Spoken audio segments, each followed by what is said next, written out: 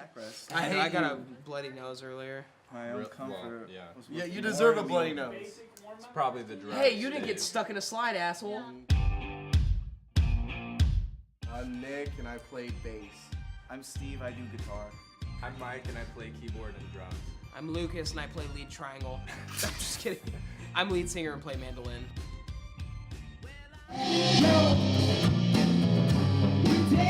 Me and him made a track, and then they've always been friends, and then him and Nick did some other work together.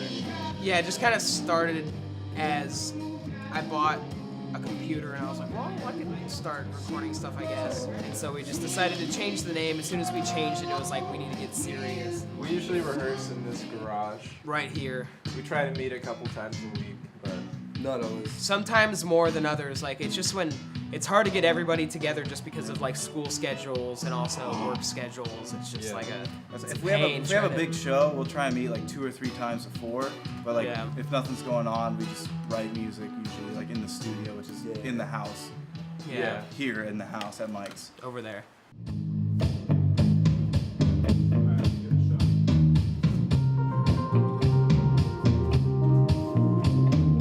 Some of our musical influences. Way cooler bands. Way cooler bands than us. MGMT. Way cooler band. Portugal the Band. Way cooler. Not as cool as MGMT. We got like 7 or 8 songs, but we're kind of, this whole time we've been figuring out our writing process and like what works. And basically like he'll come out with a sketch of a song, and then Nick and I'll make an arrangement, and then Steven will throw his sauce into it. We go from there. Very end of the 3/4, you hold the B for an extra 6.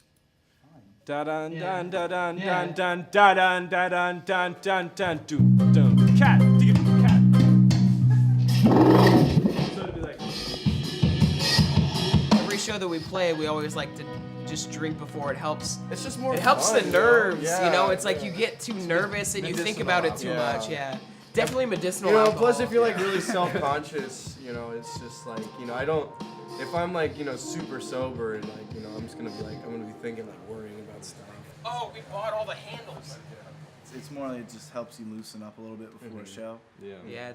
Relax. It definitely lets you have more of a good time rather than thinking about the lyrics, and you can't enjoy the music as much when you're like, all right, I have to play this note and sing this Because and it's a do lot this. too. Yeah. Especially with some of the music we've been writing recently, that's a little bit more substance.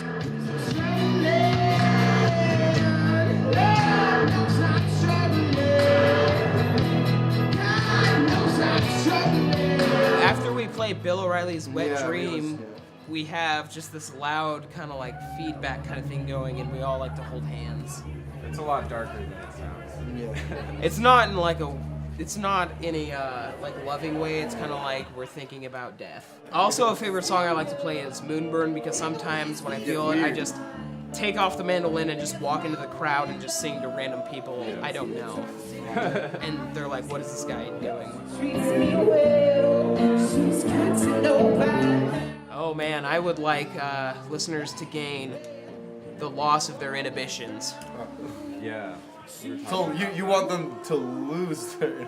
Yeah, I would like for them to gain the loss of their inhibitions. No, it's true. That's what I don't true, know. Because I think that's the most fun we have. It's the most fun. The most fun we have is for when them, everybody else is having. Yeah, it's definitely nice to like look out and see people just getting weird. That's why in we the like audience. Eve so much. Because Yeah. it's basically just like a little house party. Yeah. There's all sorts of weird shit going on. Yeah, it's fun. Some obstacles we face As a band. is finding the right people to talk to get our shows where we want them.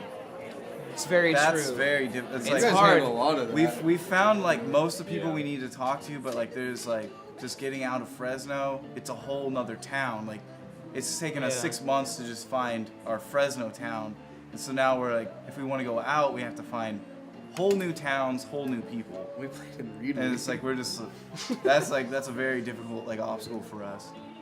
My favorite part of being in a band is that when we go to a venue, we get to like park on sidewalks. Oh my god, that is the best. Nobody says anything. That is we literally just the best. drive out on sidewalks. You drive up pull up onto right a in curb. front. You I've can literally literally just pull driven up and hop over curbs. Like just like all over Nobody the place. thinks anything. They're like, oh, they're in the band.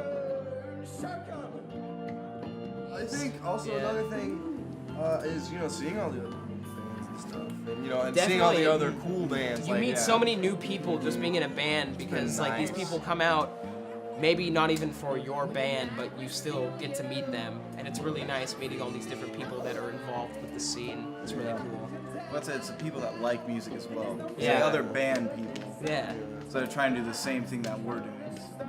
People say like we have a good stage presence, and that's like our main goal is to make everyone feel comfortable and feel like Yeah.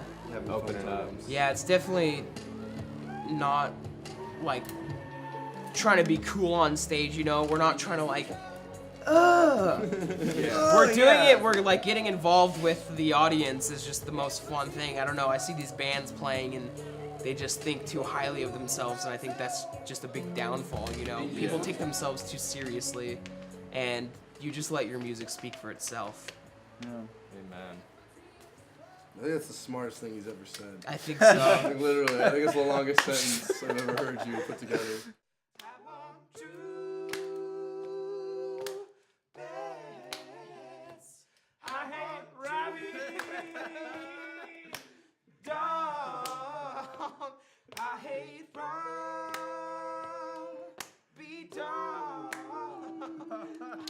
We can't air this. This will be weird as fuck.